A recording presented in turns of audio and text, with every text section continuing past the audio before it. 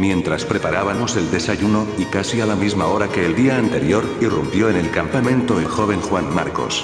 Llegó con una cesta algo mayor que la de la víspera y, también sin pronunciar palabra alguna, se la entregó a las mujeres, sentándose después junto al fuego. Y allí permaneció, con la barbilla pegada a las rodillas, como hipnotizado por el frágil baile de las llamas.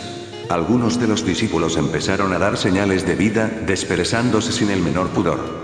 Dos de ellos, al descubrir al niño, se aproximaron e intentaron que Marcos les contase qué habían hecho durante aquel largo paseo del miércoles. Pero el muchachito, con los ojos bajos y fruncido el entrecejo, no despegaba los labios. A lo sumo, y cuando las presiones de los hombres de Jesús se elevaban de tono, Juan negaba con la cabeza, con una visible y creciente irritación. Algunas de las mujeres protestaron por este interrogatorio y pidieron a los discípulos que dejaran en paz al chico. Otros miembros del grupo se habían unido a los curiosos inquisidores, rogando y suplicándole que les dijese, al menos, dónde habían estado y si podían haber sido espiados por la policía del Sanedrín. Al final, supongo que aburrido ya por tanta pregunta, Marcos abrió la boca y dio por zanjado el asunto con una explicación que conocían muy bien los seguidores del maestro. El rabí me pidió que no dijese nada a nadie. Y allí, como digo, terminó el interrogatorio. En diversas ocasiones, Jesús había hecho partícipes a sus hombres de diferentes confidencias, rogándoles que no dijesen nada. Y todos, en líneas generales, habían sabido respetarle. Los discípulos no quedaron muy conformes, en especial Simón, el celotes, que había cubierto el último turno de vigilancia en la puerta del huerto y que temía más que ninguno por la seguridad del maestro y del resto del grupo. En cuanto a mí, aquel obstinado hermetismo de Juan Marcos solo sirvió para despertar aún más mi curiosidad. Tenía que averiguar algo de lo sucedido aquel miércoles y que, en los textos de los evangelistas, aparece igualmente en blanco respecto a las actividades del Nazareno. Pero, ¿cómo podía hacer hablar al fiel acompañante de Jesús? Esa misma tarde del jueves se presentaría la gran oportunidad. Jesús no tardó en aparecer. Su rostro presentaba unas ligeras ojeras, resultado probablemente de las escasas horas de sueño. Al verle me sentí responsable. Si yo no le hubiera envuelto con mi conversación, seguramente habría descansado algo más. Y al pensar en lo que le aguardaba, me eché a temblar. Aquella, en realidad, había sido su última noche en paz. Pero mis preocupaciones se desvanecieron al instante. El Galileo estaba de un humor envidiable. Saludó a todos y, siguiendo su costumbre, se dirigió hacia el ancho lebrillo de barro, con el fin de asearse. Pero, a mitad de camino, Juan Marcos, que acababa de verle, salió corriendo, abrazándose a su cintura. El maestro, sorprendido por aquel cálido recibimiento, tomó el rostro del niño entre sus grandes manos e inclinándose levemente hacia él le preguntó en un tono de complicidad: ¿Te has acordado de las pasas de Corinto? El pequeño sonrió y asintió con la cabeza. Y Jesús, frotándose las manos en señal de satisfacción, comenzó a desnudarse. ¿Pasas de Corinto? Pensé. ¿A qué puede referirse? Y de pronto recordé una de las explicaciones de Lázaro. Al maestro le encantaban las uvas sin grano, como las que brotaban en la parra que había plantado el padre del resucitado en el patio central de su casa. Y me dispuse a llevar a cabo otra de las misiones encomendadas por la Operación Caballo de Troya. Aquel, me dije a mí mismo tratando de tranquilizarme, parecía un buen momento. El gigante terminó sus abluciones y, cuando recibía de manos de una de las mujeres el lienzo con el que debía secarse, me aproximé hasta él, rogándole que me permitiera ayudarle.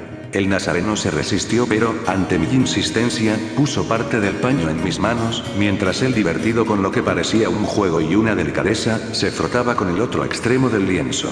Aquella maniobra tenía en verdad una doble finalidad. De un lado, proceder a una exploración manual y directa del cuerpo de Jesús, hecho que no hubiera resultado lógico ni fácil de no haber aprovechado una de aquellas ocasiones, y, en segundo lugar, intentar una medición de sus principales partes anatómicas. Este segundo objetivo, sobre todo, era de vital importancia para un mejor análisis de su organismo durante las horas de la crucifixión. A través de aquella suave tela, mis manos fueron palpando su cuello, hombros y espalda.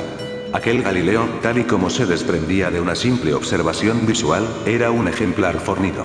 Los músculos de la parte posterior y superior del tronco, en especial los trapecios, estaban muy desarrollados.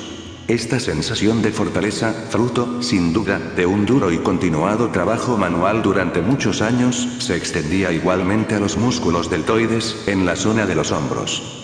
Aquellos y los también sólidos paquetes musculares que se distribuían a cada lado de la columna, los grandes dorsales e infraespinosos, me inclinaron a pensar que Jesús gozaba de una perfecta sincronización en la elevación y descenso de su caja torácica. Los brazos, de acuerdo con la configuración y estimable volumen de los músculos de los hombros y parte superior y posterior del tronco, eran igualmente macizos. En mi opinión, sus bíceps braquiales eran especialmente gruesos y potentes. También los grandes pectorales, lo que conocemos familiarmente como el pecho, se hallaban fuertemente consolidados, como si el Galileo hubiera practicado la natación. Su capacidad respiratoria tenía que ser excelente. Tanto la cintura como la parte inferior de la espalda aparecían sin un gramo de grasa. Y lo mismo aprecié en la cara frontal del abdomen. La pared muscular del gran recto era lisa, sin indicio alguno de tejido adiposo. En cuanto a sus muslos y piernas, tanto los sartorios como los músculos aductores, bíceps crural, semitendinosos y gemelos surgieron al tacto firmes y duros como piedras. Aquellas extremidades inferiores, en mi opinión, hubieran sido la envidia de un corredor de la maratón. Esta armónica y musculosa constitución, unida a la gran estatura del maestro, le convertían, sin ningún género de dudas, en un ejemplar especialmente atractivo. Era como si la naturaleza se hubiera esmerado muy especialmente a la hora de configurar a aquel hombre. A su evidente perfección natural había que añadir también aquellos 3 últimos años de incansable actividad, recorriendo todos los caminos de Israel, que le habían proporcionado una envidiable forma física. Una vez concluida mi exploración, y ante el desconcierto de cuantos me observaban, extraje el pequeño cordel del fondo de mi bolsa de hule y, antes de que Jesús se enfundara en su túnica, le supliqué que aguardase unos instantes.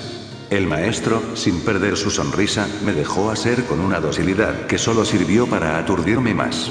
De mutuo acuerdo con mi compañero en el módulo, se había previsto que, una vez terminada cada medición, yo presionaría mi oído derecho, transmitiéndole la cifra correspondiente. De esta forma, Eliseo podría registrar las medidas, sometiéndolas posteriormente a un estudio más complejo. Como ya señalé, aquella cuerda, totalmente blanca, había sido dividida en centímetros. Pero, en lugar de numerarlos, cada separación era en realidad una marca de color negro, una circunferencia, para ser más exactos, que rodeaba totalmente el perímetro del cordel. Para poder efectuar los cálculos con exactitud, y con el fin de soslayar cualquier tipo de sospecha, Caballo de Troya había ingeniado un sistema de numeración, basado en colores y letras. Cada 10 centímetros, la separación correspondiente, en lugar de ser de color negro, había sido pintada de acuerdo con los 6 colores básicos del espectro. A partir del centímetro número 70 y hasta el 100, los colores volvían a repetirse. El orden establecido para dichos colores básicos era el siguiente, de menor a mayor: violeta, azul, verde, amarillo, naranja y rojo. Y a partir del centímetro número 70, como digo, de nuevo el violeta, azul, verde y amarillo. Los centímetros existentes entre estas 10 numeraciones fueron convertidos en letras, siguiendo el alfabeto griego. Así, por ejemplo, cuando la medición arrojaba 30 centímetros, yo debía anunciar a Eliseo: verde. Si se trataba de 80 centímetros, azul doble. Si, por el contrario, eran 41 centímetros, la clave era amarillo y alfa, primera letra del alfabeto griego. Sin pérdida de tiempo, empecé por las extremidades superiores.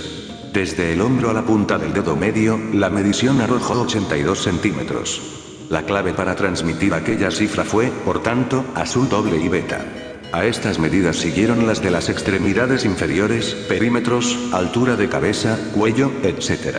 Como salta a la vista, el maestro era un hombre de complexión atlética, con un poderoso desarrollo del esqueleto y de su musculatura. Sus extremidades eran largas y el tórax realmente imponente, con unos hombros anchos y sólidos como rocas. La grasa o panículo adiposo era muy escaso, prácticamente inexistente. La cabeza se presentaba firme y alargada, con un rostro igualmente alargado en su parte media y un mentón y relieve óseos acentuados. El cráneo, como ya dije, alto y estrecho. Estas características le hacían destacar sobre la media normal de la raza judía de aquella época. Según los estudios de von Luschan y Renan, entre los judíos de la Rusia del Sur, la altura media oscilaba alrededor de 1,60 metros, llegando a 1,70 entre los hebreos de Londres y los judíos españoles de Salónica. El tipo mesocéfalo de Cristo tampoco era frecuente. Entre los hebreos de la Rusia del Sur, por ejemplo, el porcentaje de individuos braquicéfalos, de cráneos cortos, era de un 81%, alcanzando los mesocéfalos un 18% y los dolicocéfalos un 1%.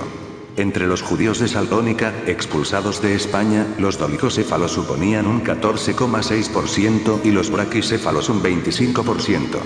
Además de por su considerable estatura menos 1,81 metros, Jesús de Nazaret llamaba la atención por su perímetro torácico, más grande que la media de sus compatriotas. Esta tipología atlética encajaba además considerablemente con el temperamento energético, descrito por Mauss. Escasa reacción ante los estímulos, movimientos seguros y vigorosos, aunque escasamente pródigos. De mayor fuerza que precisión. Fue sin duda esa fortaleza física la que pudo contribuir a soportar en parte el brutal castigo que le aguardaba. A pesar de todo, como veremos muy pronto, los médicos y especialistas de caballo de Troya jamás pudieron entender cómo aquel hombre logró resistir hasta el final la cadena de horribles torturas a que fue sometido. Debo confesarlo. Aquella parte de la misión fue posiblemente la más ingrata. Durante mucho tiempo, y a pesar de la mansedumbre demostrada por Jesús, tuve la sensación de que, sometiéndole a las citadas mediciones antropométricas, había abusado de aquel hombre. Y aún hoy mismo sigo creyéndolo. Por fortuna para mí, ninguno de los presentes acertó a preguntar por qué me había empeñado en aquella insólita, casi ridícula, operación. La verdad es que, desde un principio, gozaba entre los seguidores del rabí de fama de hombre extraño y esto, no lo sé muy bien, pudo justificar quizá mi comportamiento singular en aquella espléndida mañana del jueves, 6 de abril.